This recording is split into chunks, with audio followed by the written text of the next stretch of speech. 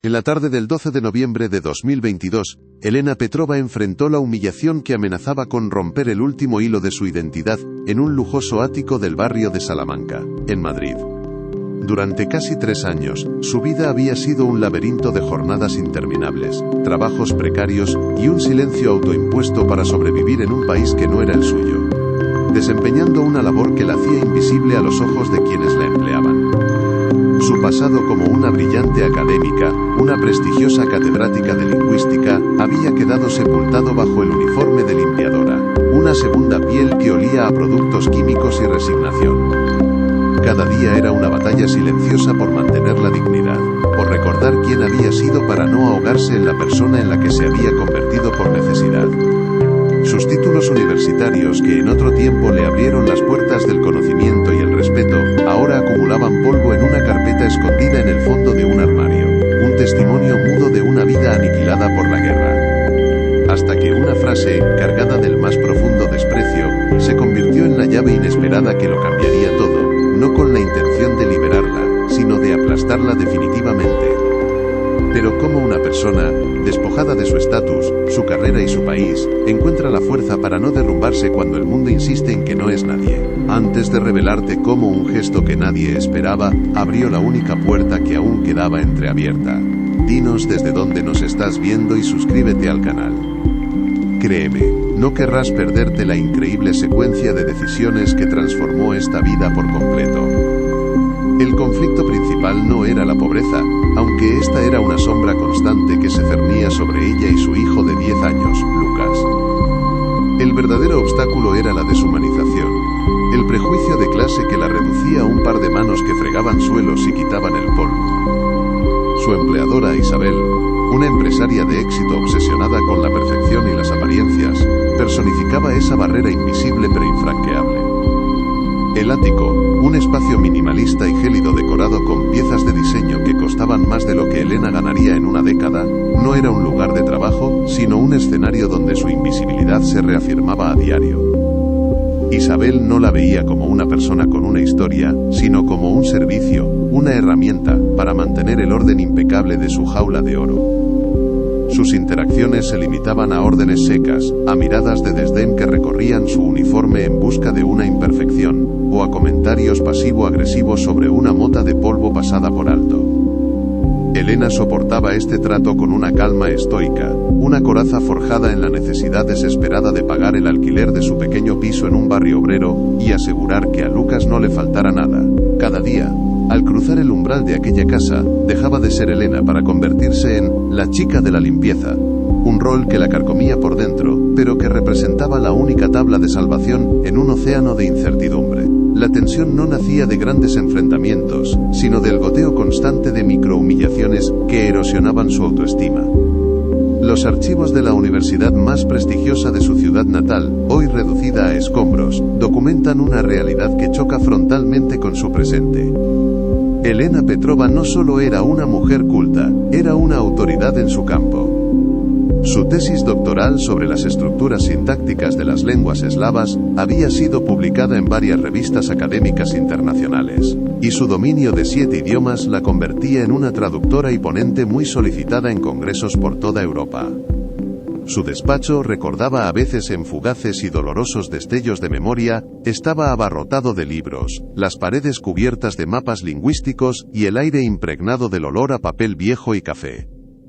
Era un espacio donde su mente volaba libre, donde analizaba, debatía y enseñaba a cientos de jóvenes que la admiraban. Perdió todo aquello en cuestión de semanas.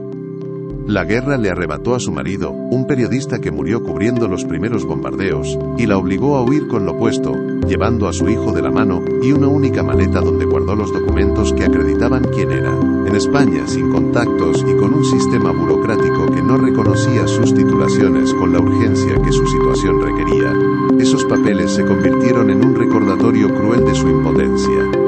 Su inteligencia, su capacidad analítica y su vasto conocimiento eran ahora herramientas inútiles para fregar el mármol de Carrara de la cocina de Isabel.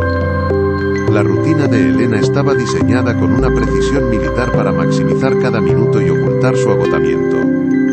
Se levantaba a las 5 de la mañana, en la oscuridad silenciosa de su modesto apartamento, para preparar el desayuno y la mochila de Lucas.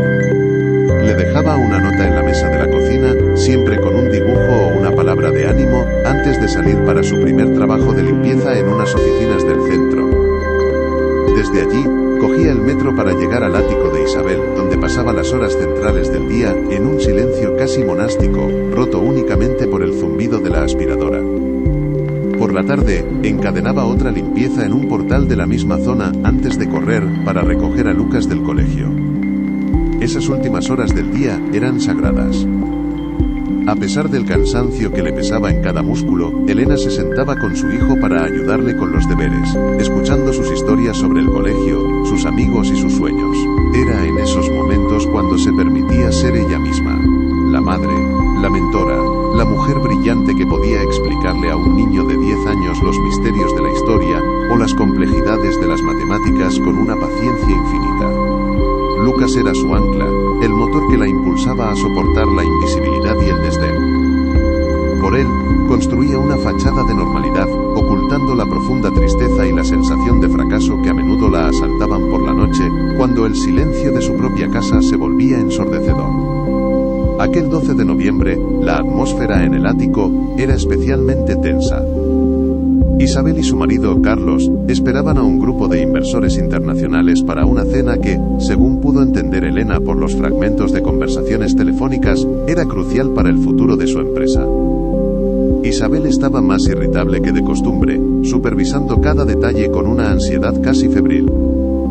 La cristalería debía brillar sin una sola huella, la cubertería de plata tenía que estar perfectamente alineada, y no podía haber ni un solo cojín fuera de su sitio. Elena se movía por la casa como una sombra, redoblando sus esfuerzos para ser todavía más invisible, consciente de que cualquier error, por mínimo que fuera, desataría la ira de su jefa. La tormenta estalló a media tarde. Isabel, en medio de los preparativos, no encontraba una carpeta con documentos importantes para la reunión. La buscó frenéticamente en su despacho, cada vez más alterada, desordenando pilas de papeles y abriendo cajones con brusquedad. Su pánico necesitaba un culpable, un blanco fácil sobre el que descargar su frustración. Y Elena estaba allí, limpiando los cristales del salón, ajena al caos que se estaba gestando a sus espaldas. Isabel irrumpió en la estancia, con el rostro desencajado por el estrés, y fijó su mirada en ella. No preguntó, acusó. Su voz, afilada como un cuchillo, cortó el silencio del apartamento. ¿Dónde lo has puesto? La carpeta azul. Seguro que la has movido al limpiar, espetó Isabel, sin esperar respuesta. Elena, sorprendida, negó con la cabeza, explicando con calma que no había tocado nada en el despacho más allá de vaciar la papelera. Pero la razón había abandonado a Isabel, sustituida por una ansiedad ciega. No me mientas. Siempre estáis moviendo las cosas de sitio, sin tener ni idea de su importancia, continuó, mientras su marido, Carlos, aparecía en el umbral, observando la escena con una incómoda pasividad. La búsqueda de Isabel se volvió más desesperada, y, al no encontrar la carpeta, su furia se concentró por completo en la figura silenciosa que tenía delante. Fue entonces cuando pronunció las palabras que marcarían un antes y un después. Mirándola de arriba abajo, con un desprecio que iba más allá de la situación, le gritó: «Pero es que no entiendes nada, eres una ignorante, solo sirves para limpiar». El insulto resonó en el lujoso salón, brutal y definitivo. Carlos desvió la mirada, avergonzado pero sin intervenir. En ese instante, algo se rompió dentro de Elena, pero no fue su espíritu, fue la resignación. Por primera vez en 3 años, no sintió tristeza ni vergüenza, sintió una oleada de fría y lúcida rabia. Su espalda se enderezó casi imperceptiblemente, y su mirada, que siempre rehuía el contacto directo, se encontró con la de Isabel con una intensidad que la descolocó. Aquella humillación no la había destruido, la había despertado. El silencio que siguió a la acusación fue más denso y pesado que cualquiera de los carísimos objetos que decoraban el salón. Duró apenas unos segundos, pero en ese lapso, Elena sintió cómo se reconfiguraba el paisaje de su propia resistencia. La humillación no la aplastó, por el contrario, actuó como un reactivo químico que disolvió la pátina de resignación que había acumulado durante casi 1000 días. Por primera vez, no bajó la mirada. Sus ojos, de un azul profundo y cansado, se mantuvieron fijos en los de Isabel, no con desafío, sino con una extraña y helada calma que desarmó por completo a su empleadora. Isabel, que esperaba lágrimas o una disculpa balbuceada, se encontró con un espejo que le devolvía el reflejo de su propia crueldad. Tartamudeó algo ininteligible y se retiró al despacho, dejando a Carlos en el umbral, quien, incapaz de sostener la mirada de Elena, se limitó a encogerse de hombros en un gesto de cobarde impotencia antes de seguir a su mujer. Elena no dijo nada. Se dio la vuelta y, con una precisión metódica, casi quirúrgica, continuó limpiando los cristales. Cada movimiento era deliberado, un acto de afirmación silenciosa. No estaba limpiando una mancha en el cristal, estaba puliendo los bordes afilados de su recién recuperada dignidad. El olor a amoníaco le pareció, por primera vez, el aroma de la claridad. Sabía que no podía marcharse. No todavía. La necesidad económica era una cadena demasiado pesada, pero algo fundamental había cambiado. Ya no se sentía una víctima. Se sentía como una estratega esperando el momento oportuno. El trayecto de vuelta a casa, en la línea 9 del metro, fue un descenso físico y emocional. Dejaba atrás el lujo aséptico del barrio de Salamanca para sumergirse en la vibrante y ruidosa realidad de su barrio en la periferia. Un lugar donde las fachadas no ocultaban las grietas y la vida se derramaba en las aceras. Sentada en el vagón abarrotado, rodeada de otros rostros marcados por el cansancio de una larga jornada, Elena se sintió a la vez parte de ellos y completamente sola. La frase de Isabel, «Eres una ignorante, solo sirves para limpiar», rebotaba en su cabeza como un eco incesante. Cada vez que cerraba los ojos, veía la expresión de desprecio en el rostro de su jefa. No era solo un insulto personal, era la negación de todo lo que había sido, la anulación de una vida entera de estudio, de pasión por el conocimiento. Se apretó las manos, notando los callos y la sequedad de la piel, una evidencia física de su nueva identidad impuesta.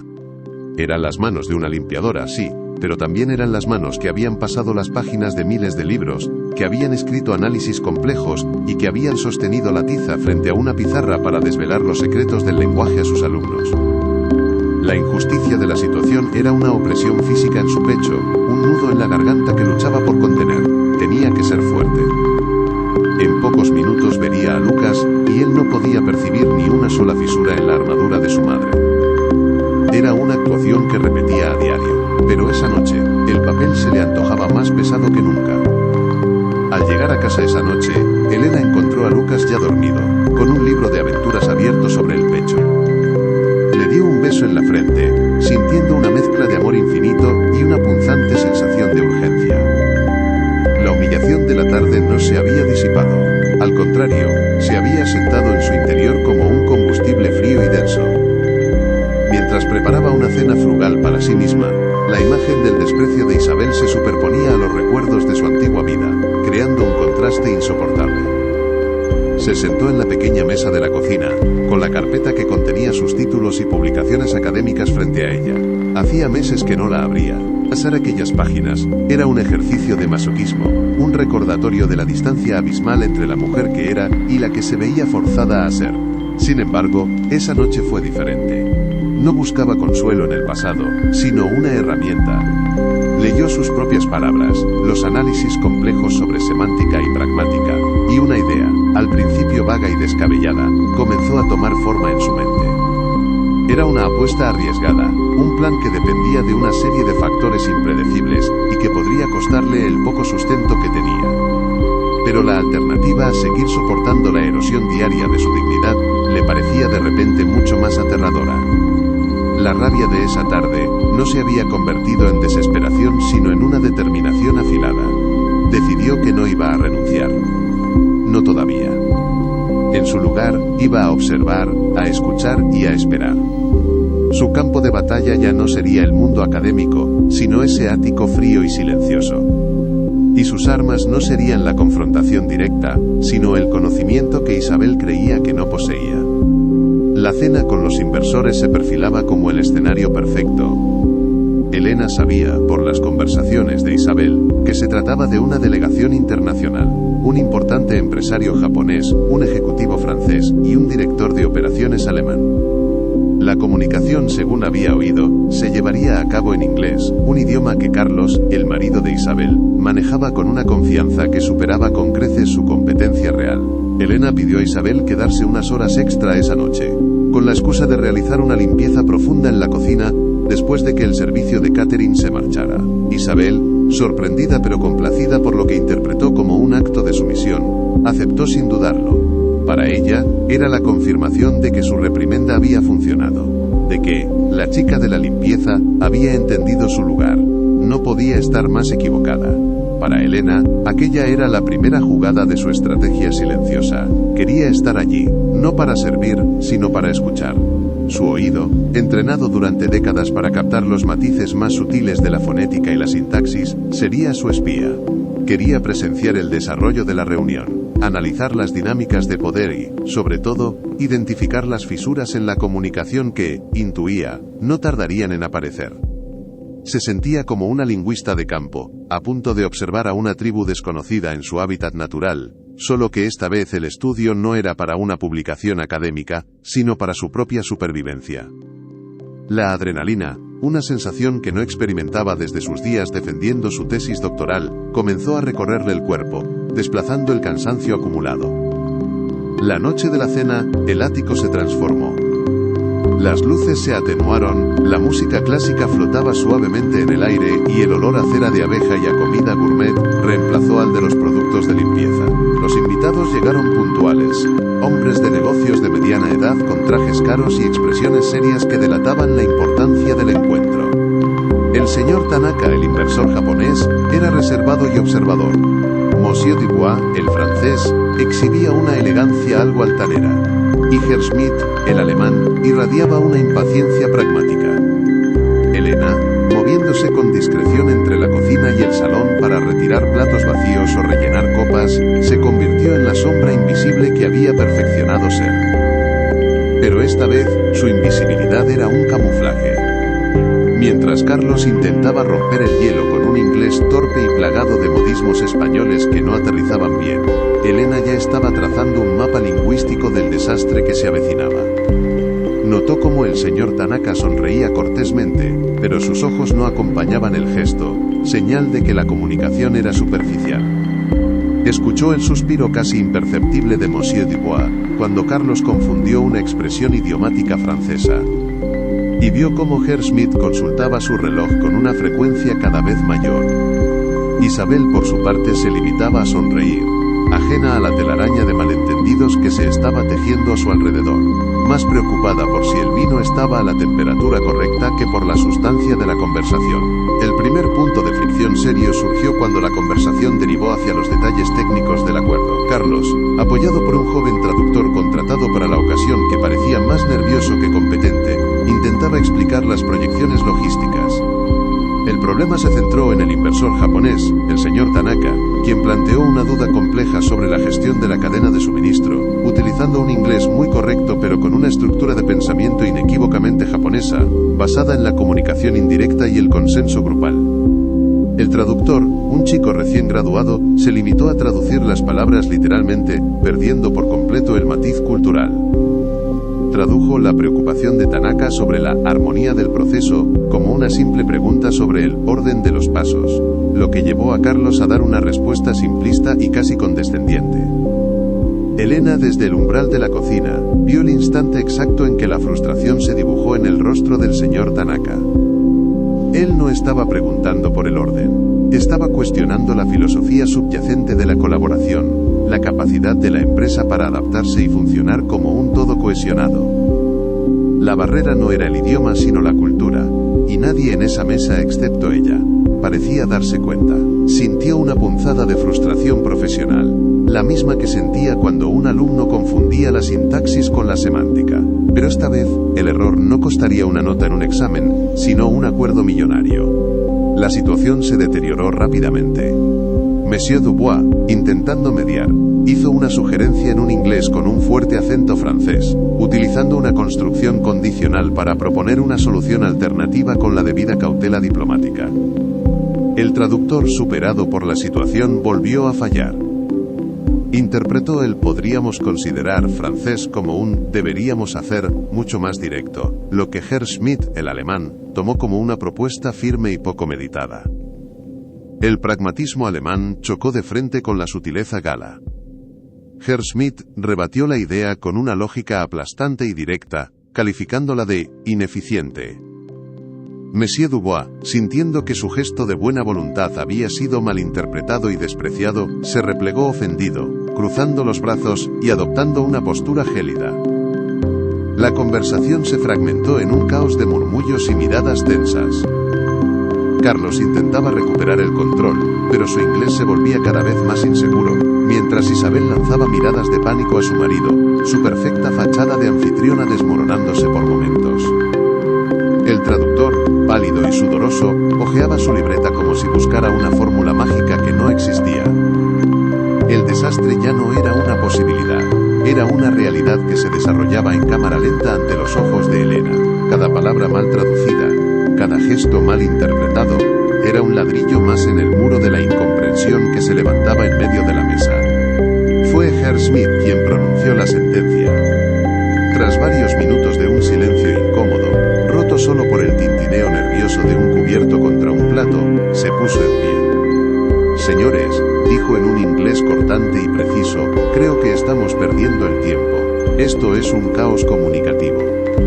Si no podemos entendernos en los fundamentos, es imposible construir una asociación sólida. Quizás deberíamos posponer esta conversación indefinidamente. Sus palabras cayeron como una losa sobre la mesa. El pánico se apoderó de Isabel y Carlos. Empezaron a discutir en voz baja y apresurada en español. Un cruce de acusaciones mutuas sobre la incompetencia del traductor y la mala preparación de la reunión. Los inversores observaban la escena con una mezcla de incomodidad y confirmación de sus peores sospechas. En ese momento, mientras el acuerdo de sus vidas se evaporaba, nadie prestaba atención a la mujer del uniforme que recogía silenciosamente las copas vacías. Pero Elena ya no solo observaba. Estaba procesando. La humillación de la mañana, la frase, eres una ignorante, volvió a su mente, pero esta vez no con el peso del dolor, sino con la claridad de una ironía brutal. La ignorancia, la verdadera ignorancia, estaba sentada a esa mesa, vestida con trajes caros, y ahogándose en su propia incapacidad para comunicarse. Y ella, la supuesta ignorante, tenía la llave para desmantelar ese caos.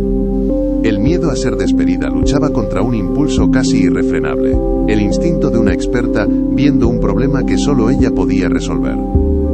La decisión fue casi un acto reflejo, una reacción visceral de su identidad largamente reprimida. El miedo seguía ahí, un nudo frío en el estómago que le recordaba el alquiler, la comida de Lucas, la fragilidad de su existencia. Perder ese trabajo significaba volver al punto de partida, a la desesperación de los primeros meses. Pero el impulso de actuar era más fuerte. No era orgullo, no era venganza. Era la necesidad imperiosa de restaurar el orden en un universo que entendía a la perfección, el del lenguaje. Era la catedrática Petrova rebelándose contra la invisibilidad de la limpiadora Elena. Con un movimiento tranquilo y deliberado dejó la bandeja en una mesa auxiliar, cogió la jarra de agua de cristal y se acercó a la mesa de la cena. Su pretexto era mundano, casi invisible, rellenar las copas. Nadie le prestó atención al principio, demasiado absortos en la tensión del fracaso inminente. Carlos e Isabel seguían discutiendo en susurros, mientras los inversores se preparaban para marcharse. Elena se detuvo junto al señor Tanaka. Su corazón latía con fuerza, pero su mano estaba firme. Todos esperaban que sirviera el agua y se retirara. En lugar de eso, se inclinó ligeramente y, con una voz serena pero que cortó la tensión como un bisturí, se dirigió al inversor japonés. En japonés. Un japonés formal y respetuoso, el que se usaría en un entorno de negocios de alto nivel. Le dijo, en su idioma, que había comprendido su preocupación sobre la integridad secuencial del proceso logístico, y que la respuesta que le habían dado no había abordado la esencia de su duda.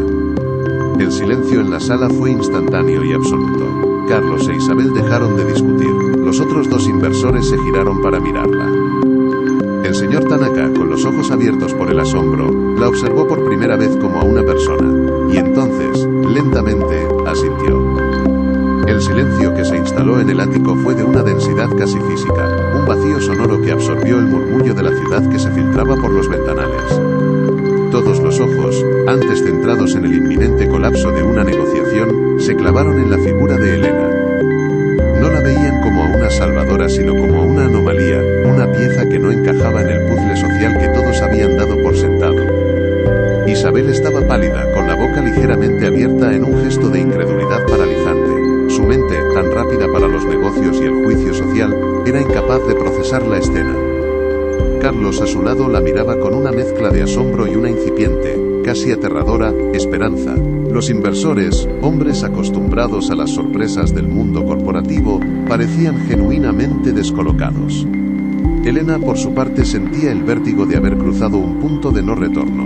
El corazón le martillaba en el pecho, un tambor que marcaba el ritmo de un riesgo incalculable. Había actuado por un impulso más profundo que la razón, una rebelión de su yo soterrado. En ese instante, suspendida en el asombro general, no sabía si acababa de firmar su sentencia de despido por una insubordinación sin precedentes, o si, por el contrario, había abierto la única puerta que el destino parecía haberle cerrado en las narices. Su mano, que aún sostenía la jarra de agua, no temblaba. Era el único elemento estable en una habitación donde todas las certezas se habían hecho añicos. El señor Tanaka fue el primero en romper el hechizo. Ignorando por completo a sus anfitriones, se inclinó ligeramente hacia adelante, sus ojos fijos en Elena con una intensidad que era a la vez analítica y respetuosa. Le respondió en japonés, no con una simple frase de agradecimiento, sino formulando una pregunta de seguimiento, una cuestión técnica sobre la granularidad de la trazabilidad en la cadena de distribución, que había sido el origen de su frustración. Era una prueba. Quería saber si lo de Elena había sido una casualidad, una frase memorizada, o si realmente poseía un dominio profundo del idioma y del contexto. Elena sintió cómo la adrenalina agudizaba sus sentidos. Escuchó atentamente, procesando no solo las palabras, sino la estructura sintáctica y la intención subyacente. Sin dudar, se giró hacia el resto de la mesa y, en un inglés claro y conciso, tradujo la pregunta de Tanaka, pero no de forma literal. La reformuló, añadiendo el contexto cultural que el traductor anterior había omitido. El señor Tanaka, explicó con calma, pregunta si el sistema de seguimiento propuesto garantiza no solo la eficiencia en cada etapa, sino también la comunicación fluida entre ellas, para mantener lo que él denomina la armonía del proceso, y prevenir cuellos de botella antes de que ocurran. No era una traducción, era una decodificación. Acababa de construir el primer pilar de un puente sobre el abismo de la incomprensión, y todos en la sala, especialmente Carlos, sintieron cómo el suelo bajo sus pies dejaba de temblar. Con la atención de la sala ahora anclada en ella, Elena comprendió que su intervención no podía ser un acto aislado. El puente necesitaba más pilares para sostenerse. Su mirada se dirigió a Monsieur Dubois, el ejecutivo francés, cuya postura corporal seguía denotando una ofensa contenida. Sabía que la lógica por sí sola no bastaría para recuperarlo. Necesitaba diplomacia, una reparación del tejido social que se había rasgado. Dejando la jarra de agua definitivamente en la mesa, se dirigió a él en un francés impecable, con el acento parisino que había perfeccionado durante sus años de estudio en la Sorbona.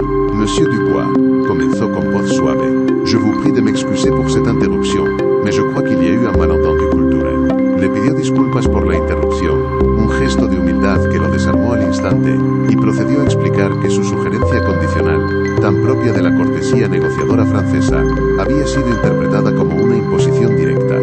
Recontextualizó su propuesta, no como una crítica, sino como una contribución constructiva diseñada para añadir flexibilidad al plan. Monsieur Dubois la escuchaba, y poco a poco, sus hombros se relajaron, el ceño fruncido se suavizó y finalmente, asintió con una leve sonrisa de alivio. Había sido comprendido. Elena no solo había traducido sus palabras, había validado su perspectiva, demostrando una inteligencia emocional que iba mucho más allá del mero conocimiento de vocabularios y gramáticas. La atmósfera en la mesa comenzaba a cambiar, pasando de la hostilidad a una cautelosa curiosidad. El siguiente bastión a conquistar era la mente pragmática de Herr Schmidt, el director de operaciones alemán, el hombre que había estado a punto de dinamitar el acuerdo por considerarlo un caos comunicativo. Para él, la diplomacia y los matices culturales eran secundarios frente a la eficiencia y la claridad. Elena lo entendió perfectamente. Su enfoque cambió de nuevo, adaptándose a su interlocutor como un camaleón lingüístico. Se dirigió a él en alemán, su tono volviéndose más directo, más estructurado. Herr Schmidt, entschuldigen Sie die bisherige Unklarheit. Se disculpó por la falta de claridad hasta el momento, y utilizando la lógica precisa que caracteriza al idioma alemán, resumió los puntos clave que acababan de ser aclarados tanto por el señor Tanaka como por Monsieur Dubois. No se anduvo con rodeos. Presentó la situación como un problema de optimización de la comunicación que, una vez resuelto, permitiría avanzar sobre una base sólida y eficiente. Desglosó las preocupaciones de cada inversor no como obstáculos, sino como variables a integrar en un plan de acción más robusto. Su discurso fue breve, lógico y orientado a la solución. Herr Schmidt la escuchaba con los brazos cruzados, su expresión impenetrable. Pero cuando Elena terminó, él se recostó en su silla, y por primera vez en toda la noche, miró a Carlos y a Isabel no con impaciencia, sino con una nueva clase de interés. El caos, bajo la dirección de Elena, estaba empezando a tomar la forma de un orden coherente. Mientras Elena orquestaba esta increíble sinfonía de comunicación, Isabel y Carlos eran meros espectadores en su propia casa, presenciando una transformación que desafiaba todas sus percepciones. La humillación que Isabel había infligido a Elena por la mañana, regresó a su mente con la fuerza de un boomerang, golpeándola con una vergüenza tan intensa que le costaba respirar. La mujer a la que había llamado ignorante, la persona a la que había reducido a la categoría de un simple par de manos para limpiar, estaba ahora impartiendo una clase magistral de estrategia, diplomacia y multilingüismo, ante 3 pesos pesados de la industria internacional. Isabel parecía haber encogido en su silla, su costoso vestido y sus joyas de diseño convertidos de repente en un disfraz ridículo, que no lograba ocultar la magnitud de su error. Carlos, por otro lado, sentía una mezcla de alivio y un profundo desconcierto. La mujer que había estado limpiando sus suelos durante meses poseía una habilidad que él, con todos sus másteres y contactos, no había podido ni soñar con tener. La dinámica de poder en la sala no solo se había nivelado, se había invertido por completo. Ya no eran los anfitriones controlando la situación. Eran los alumnos de una lección impartida por la persona a la que ni siquiera se habían molestado en conocer. El silencio entre ellos era un abismo donde se hundían sus prejuicios y su arrogancia, dejando al descubierto una verdad tan incómoda como innegable. Lo que siguió en los siguientes 20 minutos no fue un milagro, sino un metódico y exhaustivo proceso de trabajo. La cena de negocios se transformó en una sesión de mediación improvisada, con Elena como eje central. Se movía con una eficiencia tranquila, pidiendo un bolígrafo y una servilleta de papel a un camarero del catering que la miraba con los ojos desorbitados. Sobre el lino blanco, comenzó a dibujar diagramas de flujos sencillos, a anotar términos clave en cada idioma para asegurar que no hubiera ambigüedad. Facilitó una conversación que por primera vez fluía sin tropiezos. Cuando Carlos intentaba explicar un concepto técnico con su inglés vacilante, Elena intervenía, no para corregirlo, sino para refinar la explicación, traduciéndola simultáneamente al japonés, francés y alemán, asegurándose de que cada matiz fuera perfectamente comprendido. Aclaró dudas sobre plazos de entrega, protocolos de control de calidad y responsabilidades contractuales. Cada frase que pronunciaba era un ladrillo más en la reconstrucción del acuerdo. Ya no era la limpiadora, tampoco era una traductora. Se había convertido en la arquitecta de la comunicación, la única persona en la sala capaz de ver el plano completo y de guiar a los demás a través de su complejidad. Su pasado como catedrática resurgía en cada gesto, en su capacidad para simplificar lo complejo y para crear orden a partir del caos. Al cabo de media hora, el ambiente se había transformado por completo, la tensión se había disipado, reemplazada por una atmósfera de colaboración productiva. Herr Schmidt, el hombre que había declarado la reunión una pérdida de tiempo, fue quien propuso esbozar un preacuerdo allí mismo, sobre aquella servilleta que ahora valía su peso en oro.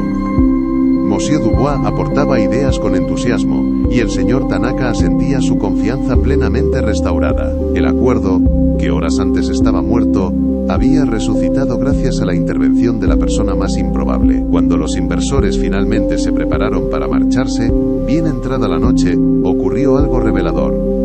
Antes de estrechar la mano de Carlos, el anfitrión oficial, Los tres hombres se acercaron a Elena. Uno por uno, le dieron la mano con una firmeza y un respeto que trascendían cualquier barrera de idioma o estatus.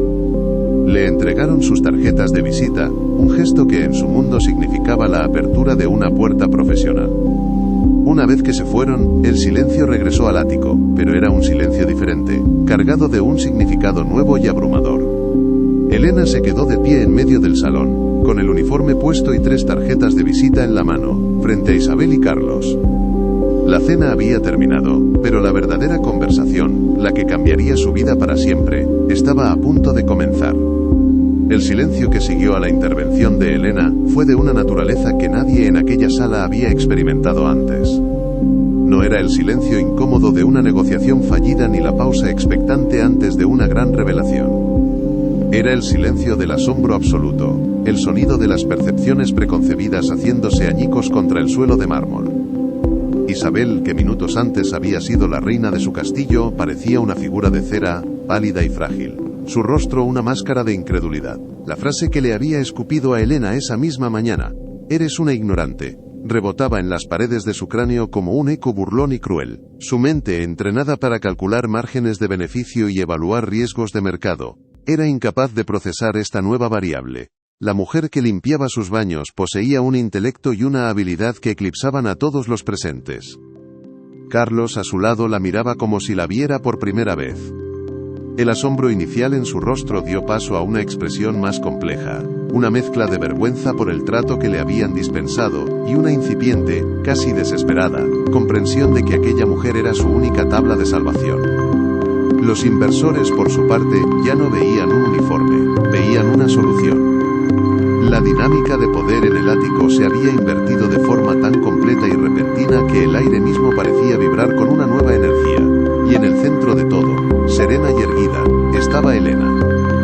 Fue Carlos quien, movido por un instinto de supervivencia empresarial que superó a su orgullo, tomó la primera decisión coherente de la noche.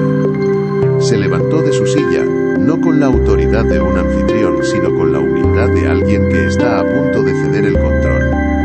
Ignoró a su mujer, ignoró al joven traductor que se había encogido en su rincón, y se dirigió directamente a Elena. Su voz, normalmente segura y resonante, sonó casi como una súplica. «Elena», dijo, y el simple uso de su nombre, probablemente por primera vez en un contexto que no fuera para dar una orden, marcó un punto de inflexión. «Por favor, continúe, ayúdenos a entendernos».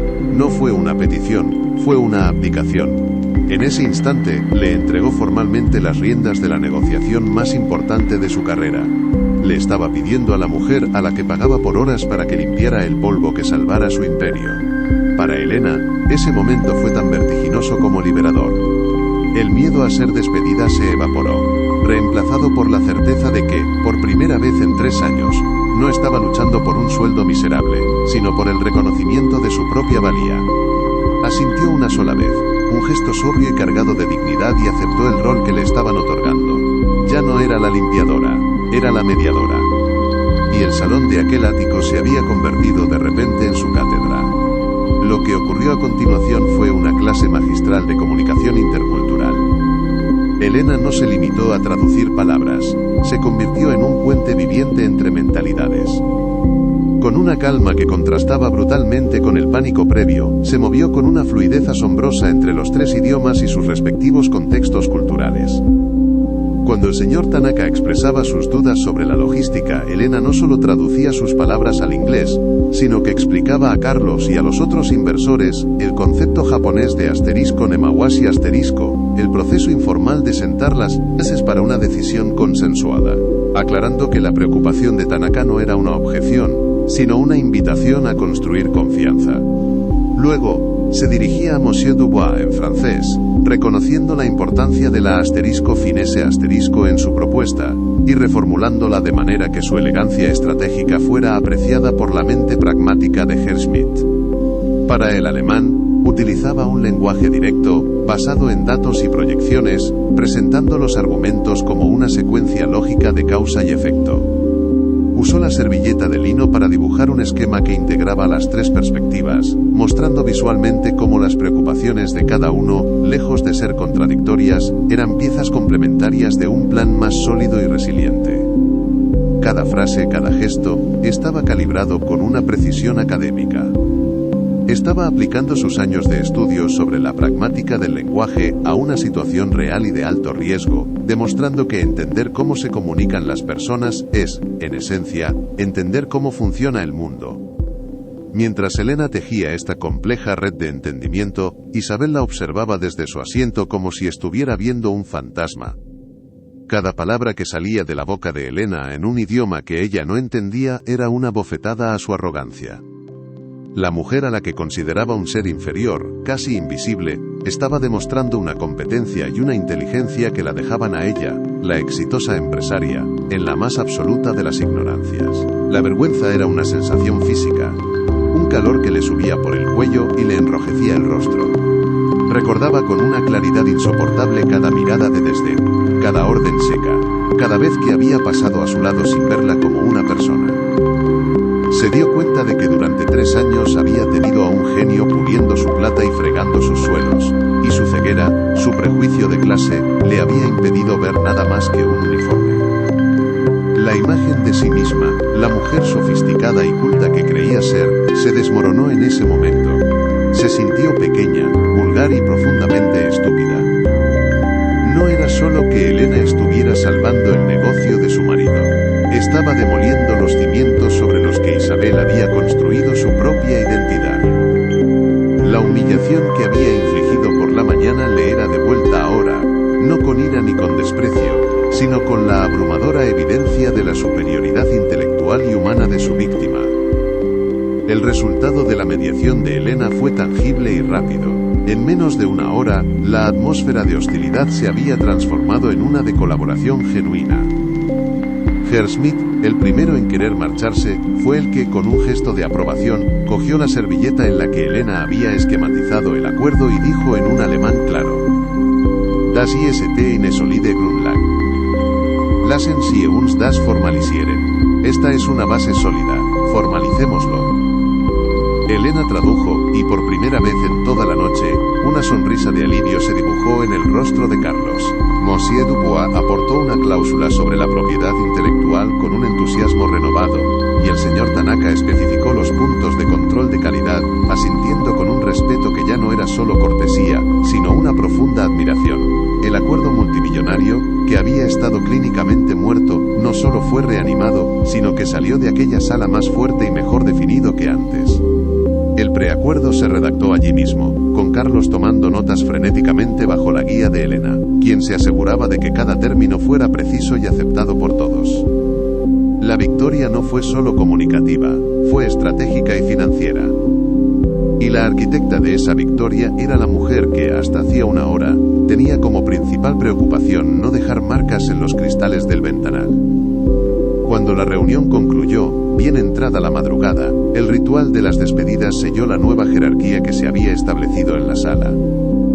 Los 3 inversores, antes de dirigirse a Carlos, se acercaron a Elena. El señor Tanaka se inclinó en una respetuosa reverencia, y en japonés, le dijo que era un honor haber conocido a una mente tan brillante. Le entregó su tarjeta de visita con ambas manos, un gesto de máximo respeto en su cultura. Monsieur Dubois le besó la mano al estilo clásico europeo, y en un francés cálido, le aseguró que cualquier empresa del mundo tendría suerte de contar con su talento, mientras le ofrecía su propia tarjeta. Finalmente, Herr Schmidt le estrechó la mano con firmeza, y, en un alemán directo, le dijo: Si alguna vez necesita un trabajo donde se valore la eficiencia y la inteligencia, llámeme. Su tarjeta completó la colección. Elena sostuvo los 3 pequeños rectángulos de cartón en su mano. No eran solo trozos de papel con nombres y números de teléfono. Eran la prueba física de su vindicación. Eran llaves que abrían las puertas a un futuro que creía perdido para siempre. Eran el testimonio de que, a pesar de todo, seguía siendo Elena Petrova, la académica, la experta, la mujer que entendía el lenguaje del mundo. Una vez que la puerta se cerró tras los inversores, un silencio denso y cargado de significado se apoderó del ático. El escenario del desastre y la redención estaba ahora vacío, salvo por los 3 protagonistas de la noche. Carlos, Isabel y Elena permanecieron de pie en medio del salón, en un triángulo de relaciones irrevocablemente alteradas. El fastuoso mobiliario, los objetos de arte y las vistas panorámicas de Madrid habían perdido todo su poder intimidatorio.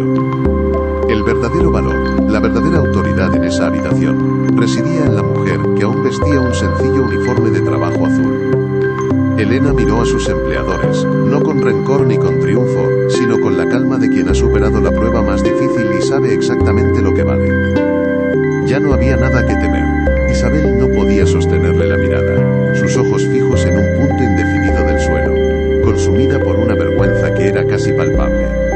Carlos, por su parte, la miraba con una mezcla de gratitud, asombro y una profunda incertidumbre sobre cómo proceder. La cena había terminado, la negociación con los inversores había sido un éxito rotundo, pero la conversación más importante de todas, la que definiría el futuro de los tres, estaba a punto de comenzar en ese preciso instante. Carlos fue el primero en romper el silencio, movido no por la decencia, sino por un pragmatismo empresarial que se había impuesto a su orgullo y a su vergüenza. Se acercó a Elena, sus movimientos torpes, como si el suelo bajo sus pies se hubiera vuelto inestable. Elena, comenzó, y el uso de su nombre despojado de su función de orden, sonó extraño y reverencial en la quietud del salón. No sé qué decir. Lo que ha hecho esta noche, ha salvado años de trabajo. No puedo dejar que esto quede así. Su mirada iba de las tarjetas de visita que Elena sostenía en la mano a los ojos de ella, buscando una señal. No le ofreció una bonificación ni un aumento. Intuía, con el instinto de quien acaba de presenciar un milagro, que cualquier oferta monetaria sería un insulto, una nueva forma de reducir su valía a una transacción. Isabel, por su parte, permanecía paralizada junto al sofá, una estatua de seda y remordimiento. Sus ojos, normalmente afilados y críticos, estaban vidriosos, fijos en la mujer a la que había intentado aniquilar con una sola frase. La humillación que sentía no era social, no era por haber quedado mal delante de los inversores. Era una humillación existencial, la de haberse encontrado cara a cara con la abrumadora evidencia de su propia y miserable ceguera. Elena no dijo nada. Esperó. Dejó que el silencio hiciera su trabajo, que el peso de lo ocurrido se asentara sobre ellos, obligándolos a ser los primeros en redefinir la realidad que ellos mismos habían creado y que ella acababa de demoler. La oferta, cuando finalmente llegó, fue una capitulación en toda regla. Quiero que trabaje para nosotros, dijo Carlos, su voz ganando algo de firmeza. No así. Como asesora, como jefa de comunicación internacional. Lo que usted quiera, ponga usted el cargo, el sueldo, necesitamos su talento. Fue entonces cuando Isabel habló por primera vez, su voz un susurro ronco, quebrado por la vergüenza. Y yo le pido perdón, Elena. No hay excusa para lo que dije. Estaba ciega. Sus palabras no buscaban la absolución, sino que sonaban como una confesión dolorosa, el primer paso de una penitencia que intuía larga. Elena escuchó con una calma que desarmaba. Miró las 3 tarjetas en su mano, símbolos de un futuro que podía elegir, y luego los miró a ellos. Su respuesta no fue emocional, sino estratégica, la de alguien que ha recuperado el control de su narrativa. Acepto considerar una propuesta formal, dijo con una claridad que no admitía ambigüedades. Pero bajo mis condiciones. Un contrato que reconozca mi experiencia y mis cualificaciones, no mi situación actual. Apoyo legal para la convalidación urgente de mis títulos académicos. Y un entorno de trabajo donde el respeto no sea una opción, sino la base de todo. No era una petición de trabajo. Era la declaración de sus términos de rendición. Por primera vez en 3 años, no estaba pidiendo una oportunidad, la estaba concediendo. La mañana siguiente marcó la frontera tangible entre 2 vidas. Elena se levantó a la misma hora de siempre, pero el aire en su pequeño apartamento parecía diferente, más ligero. Preparó el desayuno de Lucas y, por primera vez, se sentó con él sin la sombra del agotamiento y la prisa. Le explicó, con palabras sencillas que él pudiera entender, que mamá tenía un nuevo trabajo, uno donde usaría sus conocimientos, como en la universidad de antes. La alegría pura y sin filtros en los ojos de su hijo, fue la primera y más dulce recompensa de su victoria. Después de dejarlo en el colegio, hizo una última ronda por sus otros trabajos de limpieza. A cada empleador le comunicó su renuncia con una cortesía profesional que los dejó perplejos. Ya no era la mujer agobiada que temía perder su sustento. era una profesional gestionando su transición de carrera. El último acto simbólico tuvo lugar en el vestuario de un edificio de oficinas. Se quitó el uniforme azul por última vez. Lo dobló con cuidado y lo dejó sobre un banco. No sentía rabia ni rencor al mirarlo. Sentía una extraña gratitud, como un soldado que se despide de la armadura que, a pesar de su peso y sus rozaduras, le permitió sobrevivir en el campo de batalla. Al salir a la calle, con su propia ropa, sintió el sol en la cara como si fuera la primera vez. Estaba dejando atrás no solo un trabajo, sino una identidad impuesta, una piel que nunca le había pertenecido. Su incorporación a la empresa de Carlos fue un acontecimiento que generó una oleada de murmullos y miradas de soslayo en las oficinas. La leyenda de la cena se había extendido como la pólvora, adornada con detalles casi mitológicos. Elena fue recibida no con la condescendencia que se reserva a un nuevo empleado, sino con una mezcla de asombro y un respeto casi temeroso. Le asignaron un despacho con vistas a la Castellana, un espacio que contrastaba brutalmente con los cuartos de limpieza sin ventanas en los que había pasado los últimos años. Pero Elena no se dejó seducir por los símbolos del estatus. Desde el primer día demostró que su valor era tangible y práctico. Se sumergió en los contratos internacionales de la compañía, identificando cláusulas ambiguas y barreras culturales potenciales que nadie había visto. Rediseñó las estrategias de comunicación para los mercados asiático y europeo, aportando una profundidad y una sutileza que transformaron las negociaciones de la empresa. No era una anécdota exótica, era un activo estratégico de un valor incalculable. Su relación con Carlos evolucionó rápidamente hacia una de colaboración entre iguales. Él dejó de verla como la mujer que le había salvado un acuerdo, y empezó a verla como la socia intelectual que necesitaba para expandir su visión. Cada consejo que ella le daba, cada informe que preparaba, era una prueba más de que la inteligencia no entiende de uniformes ni de despachos.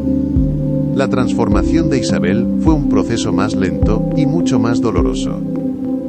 La revelación de aquella noche había provocado un terremoto en los cimientos de su identidad, obligándola a confrontar la vacuidad de sus prejuicios. La vergüenza inicial dio paso a una profunda introspección. Empezó a observar el mundo de una manera diferente, a fijarse en las personas a las que antes ni siquiera veía. El conserje de su edificio, la cajera del supermercado, el repartidor que le traía sus compras online. Comenzó a preguntar sus nombres, a interesarse por sus vidas, en un torpe pero sincero intento de enmendar su ceguera. Su relación con Elena se mantuvo distante, marcada por un respeto formal y una incomodidad persistente. Isabel sabía que una disculpa no era suficiente para borrar años de desdén. Su penitencia tomó una forma más concreta. Usando su influencia y sus recursos, impulsó la creación de un programa de mentoría dentro de la empresa, destinado a ayudar a profesionales inmigrantes a convalidar sus títulos y a navegar el laberinto burocrático español. Fue su manera silenciosa de honrar la lección que Elena le había enseñado, convirtiendo su humillación personal en una oportunidad para otros. No buscaba el perdón de Elena, sino el suyo propio, tratando de construir algo significativo sobre las ruinas de su arrogancia. Un año después, la vida de Elena Petrova era irreconocible. Ella y Lucas se habían mudado a un piso luminoso en un barrio céntrico, cerca de un buen colegio y con una habitación llena de libros. El dinero era importante, por supuesto. Le había proporcionado seguridad, estabilidad y la libertad de no tener que contar cada céntimo. Pero la verdadera victoria era intangible. Residía en la tranquilidad con la que se levantaba por las mañanas, en la confianza con la que entraba en una sala de juntas y defendía sus ideas en cualquiera de los 7 idiomas que dominaba. Había recuperado no solo su carrera, sino su voz, su identidad. La memoria de la humillación no se había borrado, se había transformado en un recordatorio de su propia fuerza, un ancla que le impedía olvidar el valor de la dignidad. A veces, desde la ventana de su despacho, observaba el ir y venir de la ciudad, y pensaba en la mujer que fregaba suelos en un ático de lujo. No sentía lástima por ella, sino un profundo respeto. Aquella mujer, invisible para el mundo, había sido la que acumuló la rabia, la que soportó el peso y la que, en el momento preciso, encontró la fuerza para decir basta. La catedrática Petrova no habría podido triunfar sin la resistencia silenciosa de la limpiadora Elena. Ambas eran la misma persona, y en esa unión residía su completa y definitiva liberación. Si crees que la dignidad de una persona nunca debería ser negociable, y que cada historia de superación nos enseña algo sobre nosotros mismos, comparte este vídeo. Y suscríbete para no perderte más historias reales que demuestran que el talento y el coraje no entienden de etiquetas. Gracias por acompañarnos. La historia de Elena Petrova no terminó con la firma de un contrato o la adquisición de un nuevo despacho. Esos fueron solo los resultados visibles de una transformación mucho más profunda, cuyo legado comenzó a extenderse como una onda expansiva por los pasillos de la empresa y con el tiempo mucho más allá. La anécdota de la cena, como se la conoció internamente, se convirtió en una especie de mito fundacional, un recordatorio constante y aleccionador de la fragilidad del juicio humano. Carlos, impulsado tanto por la gratitud como por un recién descubierto sentido de la prudencia, implementó cambios estructurales en la cultura corporativa. Se establecieron nuevos protocolos de contratación diseñados para evaluar las competencias reales por encima de las apariencias o los contactos. Pero el cambio más significativo fue sutil, casi imperceptible. Los ejecutivos comenzaron a saludar por su nombre al personal de limpieza y mantenimiento. Se interesaban por sus vidas, no con la condescendencia de la caridad, sino con el respeto de quien ha aprendido que en cualquier rincón puede esconderse un talento extraordinario. La presencia de Elena en las reuniones de alto nivel, con su serenidad y su brillantez, servía como un faro, una prueba viviente de que el valor de una persona no se mide por el uniforme que viste, sino por la riqueza que alberga en su mente y en su espíritu. Su historia no fue una simple anécdota de superación. Se convirtió en el catalizador que obligó a toda una organización a mirarse en el espejo y a confrontar su propia ceguera. Para Isabel, la noche de la cena no fue un final, sino el comienzo de un lento y doloroso despertar. La vergüenza que sintió no se disipó con el tiempo, se convirtió en el combustible de una introspección radical. Comprendió que su arrogancia no era un signo de fortaleza, sino la manifestación de una profunda inseguridad, un miedo a que su propio valor, tan ligado a su estatus y a sus posesiones, fuera en realidad hueco. Su penitencia no consistió en buscar el perdón de Elena, pues sabía que no lo merecía, sino en acciones concretas. El programa de mentoría que impulsó, bautizado como Puente de Talentos, se convirtió en su proyecto más personal y significativo. Invirtió su propio dinero y, lo que es más importante, su tiempo. Se reunía personalmente con los candidatos, profesionales inmigrantes con historias de vida truncadas, y escuchaba. Escuchaba sus frustraciones, sus esperanzas y la injusticia de tener que demostrar constantemente una valía que sus títulos ya acreditaban. En esas conversaciones, Isabel no actuaba como una benefactora, sino como una alumna. Aprendió sobre la resiliencia, la humildad y la verdadera naturaleza de la inteligencia. Cada vez que el programa lograba colocar a un ingeniero sirio, a una médica venezolana o a un arquitecto ucraniano en un puesto acorde a su formación, Isabel sentía una mezcla de orgullo y una punzada de dolor. El recordatorio perpetuo de la mujer a la que había estado a punto de destruir por pura y simple ignorancia. Elena, por su parte, entendió que su nueva posición era más que un trabajo, era una plataforma y una responsabilidad. No se contentó con ser la asesora estrella que resolvía crisis internacionales. Se involucró activamente en el programa Puente de Talentos, convirtiéndose en su principal impulsora y mentora. Su experiencia personal le otorgaba una credibilidad y una empatía que nadie más podía ofrecer. Se pasaba horas revisando currículos, no buscando palabras clave, sino leyendo entre líneas, identificando el potencial oculto tras las lagunas laborales forzadas por la guerra o el exilio. Luchaba contra la burocracia interna, defendiendo a candidatos que otros descartarían por no encajar en el molde tradicional. Este hombre no es solo un repartidor, argumentaba en una reunión, sosteniendo el expediente de un físico nuclear que trabajaba en una empresa de mensajería. Es un solucionador de problemas de altísimo nivel. Solo necesitamos darle las herramientas adecuadas y el idioma correcto. Su legado no fue solo su propia historia de éxito, sino la creación de un sistema que permitía que otras historias como la suya tuvieran la oportunidad de ser escritas. No solo les devolvía sus carreras, les devolvía su nombre, su identidad, la posibilidad de volver a ser quienes siempre habían sido. Y es aquí donde la historia de Elena trasciende lo personal para convertirse en un mensaje universal. Nos obliga a preguntarnos, ¿cuánta inteligencia, cuánto talento, ¿Cuánta genialidad desperdiciamos cada día por culpa de nuestras etiquetas y prejuicios? ¿Cuántas Elenas hay en nuestras ciudades, trabajando en la invisibilidad, esperando una oportunidad no para demostrar su valía, sino simplemente para que alguien se digne a verla? La experiencia de Elena y la dolorosa lección de Isabel redefinen el concepto de ignorancia. La verdadera ignorancia no es la falta de títulos académicos o de dominio de un idioma, es la incapacidad de ver la humanidad completa en la persona que tenemos delante.